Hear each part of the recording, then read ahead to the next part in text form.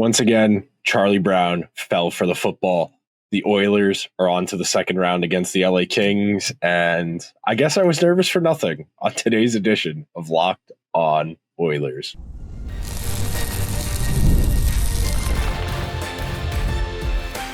You are Locked On Oilers, your daily podcast on the Edmonton Oilers, part of the Locked On Podcast Network, your team every day.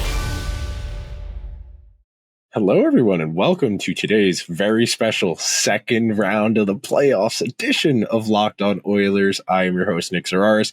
This is my first full year as host of Locked On Oilers. This is my third NHL season with the Locked On Podcast Network, and I'm very grateful to everyone that is making Locked On Oilers their first listen of the day to celebrate in a much-deserved Game 6 win. And before we get to today's show, Locked On Oilers is a part of the Locked On Podcast Network, your team every day. And today's show is brought to you by the Amazon Fire TV Stick 4K device, where you can turn any TV into an Xbox, no console required. Head on over to amazon.com/Fire TV Locked On to learn more. On today's very special, jam-packed second round of the playoffs edition of Locked On Oilers, there's a whole lot to get to. We are going to start with a celebration of the Oilers' depths, which was the deciding factor in tonight's game. We'll open the show there, highlighting some of the underlying performances other than the team's big stars. We will pivot in our second segment to talking about the series in the aggregate, some lessons, some takeaways.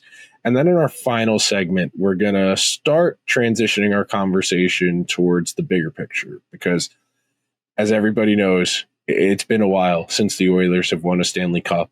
And anytime you are amongst the final 8 in the Stanley Cup playoffs, you have a legitimate chance to make it happen. So to start things out, I got to come out and say it.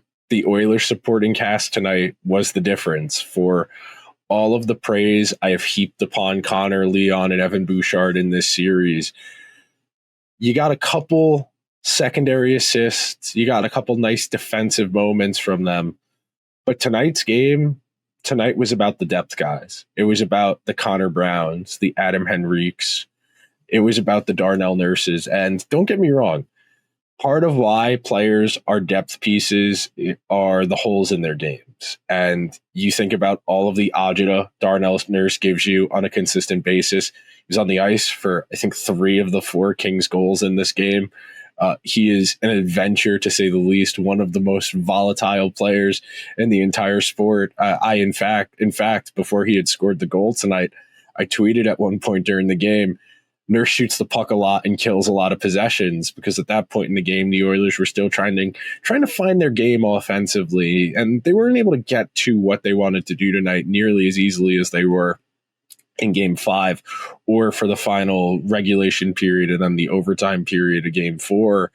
And because of that, it felt like it was going to be harder for offense to be manufactured. And it's not like football or baseball or even basketball where you can kind of fugazi your way to some offense. You know, in baseball, you can work some walks, you try and steal a base. In basketball, you just careen into the paint and hope you draw a foul. Word to Jalen Brunson, the GOAT, getting the Knicks to the second round. Or if you're in football, you got your layups, you got your underneath stuff just to get the ball moving. Hockey doesn't have that layup play. Sure, you can generate a good scoring chance, but scoring chances in hockey go in at the lowest rate of all of the sports. Think about it, just in terms of math. You think about the number of pass attempts in a football game a quarterback has, the number of field goal attempts in a basketball game. You think about all of the pitches batters see over the course of a baseball game, even in soccer, which, similar mechanics, shots on goal, goalie, goal. You get a lot fewer shots overall in a game, so the shooting percentages are going to be a little bit higher. But tonight was one for the lunch pail guys. Tonight was for the Connor Browns of the world, the Adam Henriques of the world, 2 guys who had relatively quiet series. I wouldn't say particularly impactful, and sometimes that's a good thing. Sometimes if your supporting cast isn't causing problems and they're just treading water or they're not noticeable, that can work out for you reasonably well. And generally speaking, that's something you're going to notice in the earlier rounds of the Stanley Cup playoffs is as long as your depth isn't actively hurting you, no weak links, you can get by riding your star players for the most part. And that was the difference between tonight's game and the first few games of this series, because the Oilers' depth was able to give them offense that they needed tonight. And could the Oilers have found a way if the offense didn't come as easily? Maybe. But you think about how this game played out as opposed to game 5 or the latter half of game 4, and the offense was definitely a little more stagnant. The Kings were definitely a bit more aggressive in the neutral zone and at the top of the offensive zone. I do want to talk about that a little bit in our second segment, so I don't want to get ahead of myself. But the way the Oilers like to create offense, it's risky. And because of their high-end talent, they are able to take those risks on a relatively normal basis. And generally speaking, it works out pretty well for them. They have a dynamic offense when things are going well. But today, it was a little bit tighter. I think the Kings played with the level of desperation you would expect from a team with their backs against the wall facing elimination. And again, the differences were the supporting cast. And you look at some of the box scores in this game, you look at some of the ice times, and that tells you quite a bit about how a coach feels about their players. You look at the bottom ice time guys for the Kings, Alex Turcotte, 750, Seamus Hellenius, who had a good game tonight, who was noticeable. He set up one of the LA goals, 750, and then Malott, 717. Sure, the bottom half of the Oilers lineup isn't much better, 737 for Arvidsson, who took a bad penalty, Podkolzin at 852, Trent Frederick at 921. We're not talking about a huge difference here, but that's a minute or two per guy. And in the aggregate, that adds up. And I do think fatigue definitely started to set in, or I think at the very least a contributing factor to why the Oilers were able to outlast the Kings is kind of the way I would describe tonight's game, was that air of desperation. It starts to weigh on you when you're an Anze Kopitar, an Adrian Kempe, I almost said Matt Boldy, Kevin Fiala, who the Kings actually traded the first round pick that became Matt Boldy for Kevin Fiala. But when you are in that responsibility, when you have that level of responsibility where you're one of your team's best players and you feel it bearing down on you and you just start whipping pucks at the net at every single possibility, one of the byproducts of that, and something I do think was the case tonight, is if you're just flinging pucks from every direction, number one, you're going to reduce your average quality of scoring chance, and it's going to become harder to score. Number two, you are going to give the team you're playing's defense and their goalie a little bit of a shot in the arm. You're actively making their life easier, and you're building their confidence. You take a bunch of low-quality shots at a goalie who sees them most or all of the way, they're going to square up, they're going to make the save, they're going to kill the play, and that goalie's going to feel pretty good about the game they're having. And look, Calvin Pickard is undoubtedly an adventure. They alluded to it on the ESPN broadcast. I don't know what Sportsnet had said, but the ESPN broadcast alluded to the fact that there's an expectation Stuart Skinner will return to the starters net at some point should the Oilers continue advancing in the playoffs. Now, we have a couple days here between now and the start of the second round, and we'll definitely visit that subject and the argument for both ends of it. But tonight, we celebrate Calvin Pickard. We celebrate Adam Henrique, Connor Brown, Darnell Nurse. We can throw Vasily Podkolzin in here. We can throw Trent Frederick in here. We can throw Evander Kane in here. We can throw Corey Perry in here. And I do think the Oilers' bottom nine, if you will, got away from what worked for them in the last two games, that getting the puck in deep, cycling, really pressuring the other team, getting traffic in front of Kemper. And part of that's because they got out to a lead relatively quickly. Once the Oilers got out in front, they definitely stopped being as aggressive in sustaining offensive zone pressure. Defensemen were definitely a bit more tactical as far as pinching, which is the right call. But with all of that in mind, we are going to take our first break of today's show. When we come back, I'm going to tackle the big takeaways and what you need to know about why the Oilers won this series on today's edition of Locked On Oilers, where we've got your team covered every day. Did you know your Fire TV also doubles as an Xbox? You can turn any TV into a gaming and entertainment hub with a Fire TV Stick 4K device, no console required. Grab a paired controller, subscribe, or sign in to an Xbox Game Pass Ultimate with EA Play included, and you're ready to go. Dive into hundreds of premium titles like EA Sports College Football 25, otherwise known as my most played game of 2024. I got to get back to my dynasty at the University of Tennessee. We're so far in the future now. It is entirely made up players, and I really enjoyed the scouting mechanics in NCAA 25 this year. It was really, really fun to revisit that franchise, and I'm so glad it's back. And with the Amazon Fire TV Stick 4K devices, you can play that and so many other titles without an Xbox. Or if you're looking for convenience, with 4K streaming, you can watch over 1.5 million movies and TV episodes from your favorite subscribed services like Netflix, Prime Video, Disney Max, Hulu, and so many more. Plus, if you're on the go, a Fire TV Stick 4K device is more affordable and easier to travel with than a console, so you can take your or your kids' games wherever you go. Head to amazon.com/Fire TV Locked On to get started. Xbox Game Pass Ultimate subscription and compatible controller required. Available on select devices, including Fire TV Stick 4K 2nd Gen, Fire TV Stick 4K Max 1st and 2nd Gen, and Fire TV Cube 3rd Gen.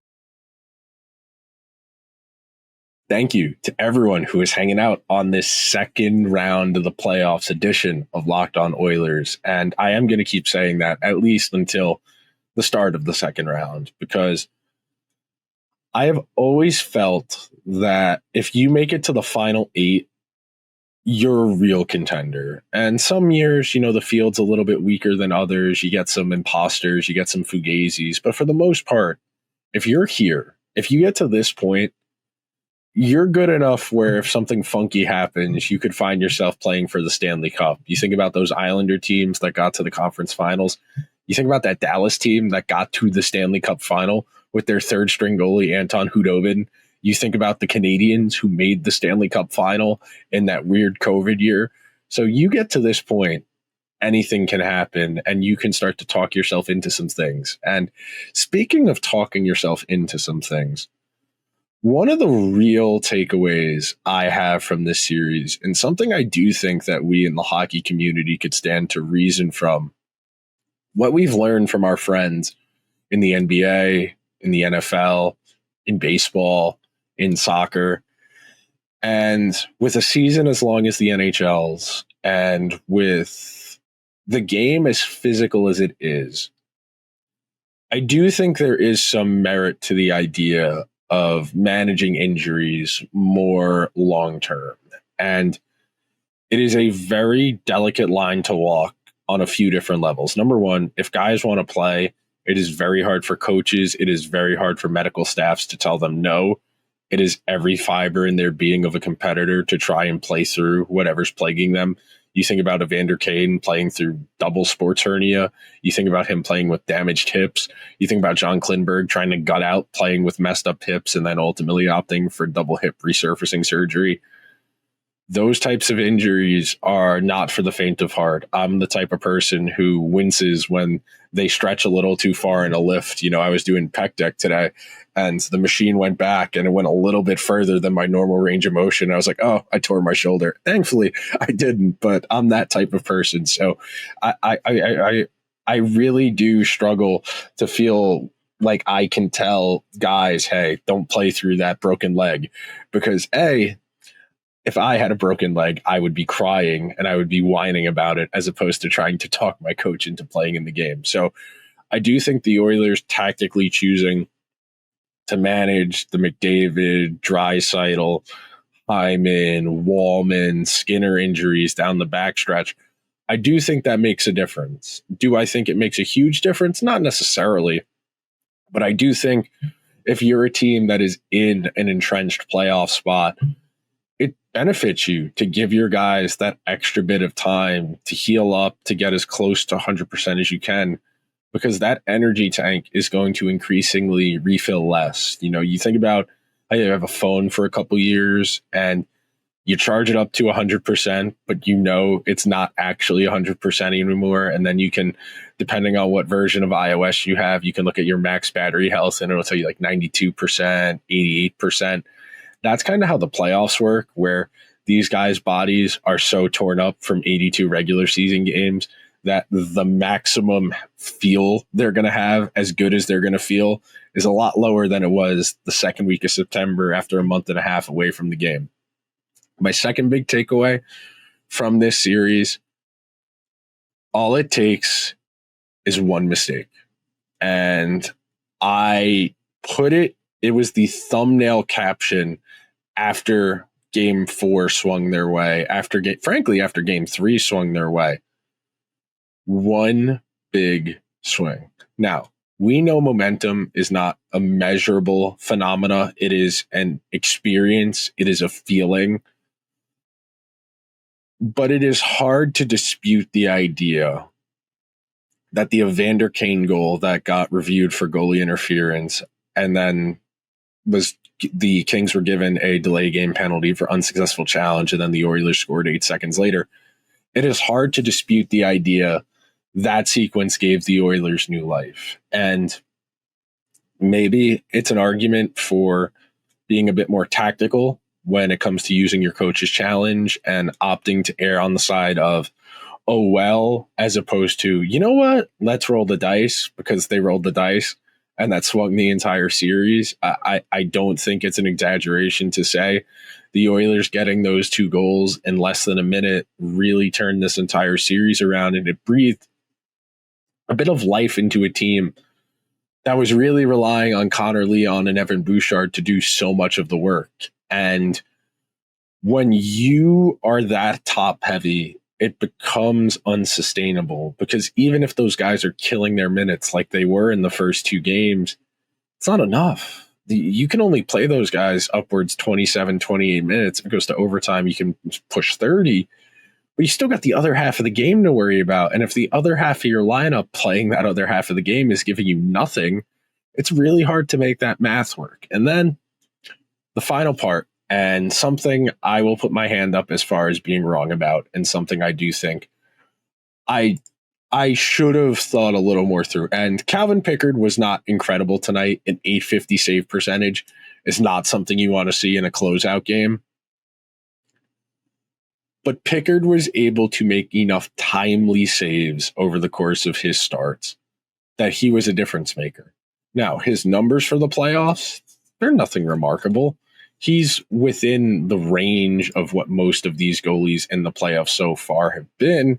He's not the worst goalie that has made a start in the playoffs so far. That actually does go to Stuart Skinner. But he had a .904 save percentage coming into tonight's game. We'll recalculate the math after tonight's game. But if you give this Oilers team slightly above average goaltending, this Oilers team can really make some things happen, and we've been banging that drum all year.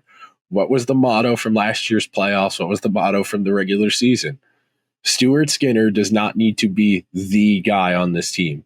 He just needs to be a guy, and Calvin Pickard has been a guy. He's in that supporting cast. You know, you think about telling the story of this series, and you talk about a Matthias Janmark goal, and a Evander Kane goal, a Darnell Nurse goal, Connor Brown goals, Adam Henrique goals. And when you are getting those types of down the lineup contributions, after the regular season, a majority of those guys had where you would say they underperformed or outright had bad years, and the Oilers are in the mix. The Oilers are in the final 8. They are one of the last 8 out of 32. Now, the expectations are to win the Stanley Cup. 8 out of 32 ain't bad. Can they get to the Final 4 again? Can they make the conference final for the 3rd time in 4 years? That's something that would impress me. We are going to talk about that conference final and a whole lot more.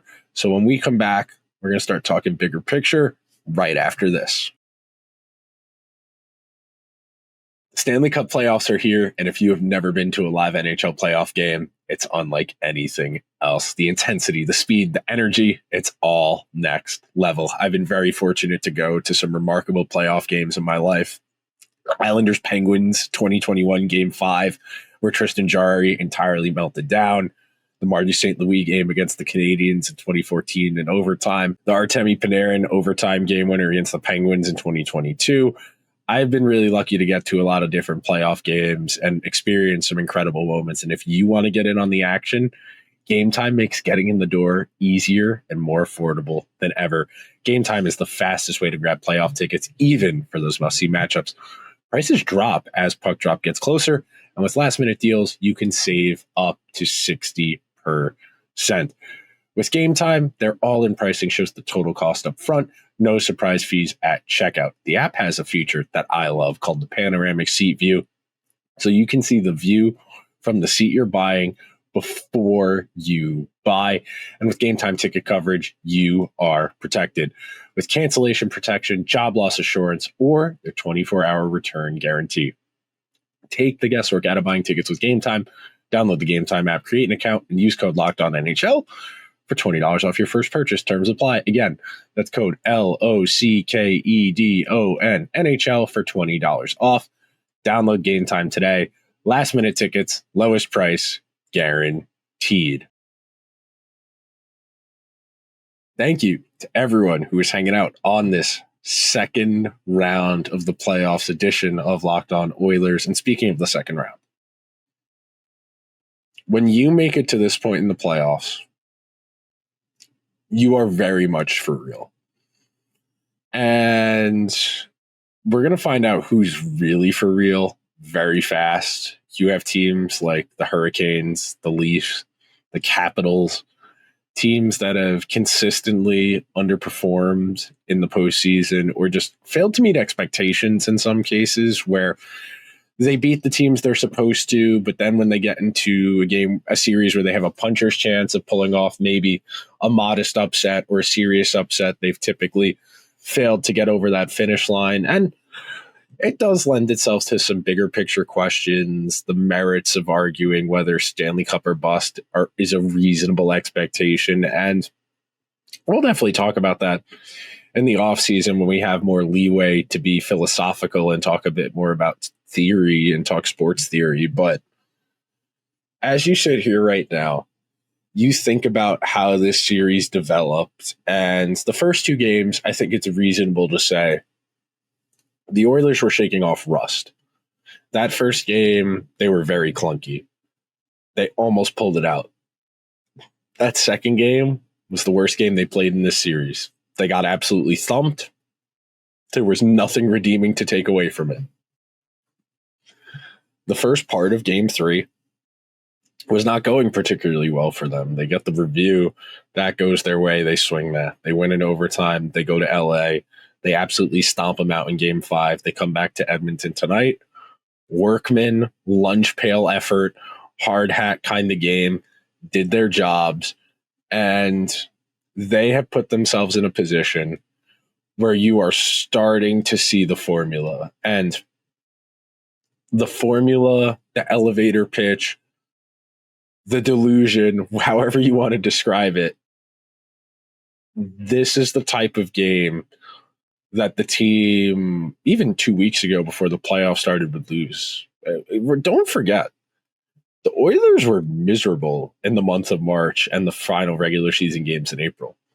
This was a team that was missing a good chunk of its lineup, missing its best players. A lot of guys, I wouldn't say phoning it in, but knowing they were locked into a playoff spot. And then once they lost that Monday night game where Nurse cross-checked Byfield and got suspended, they knew they were locked into playing the Kings in the first round on the road.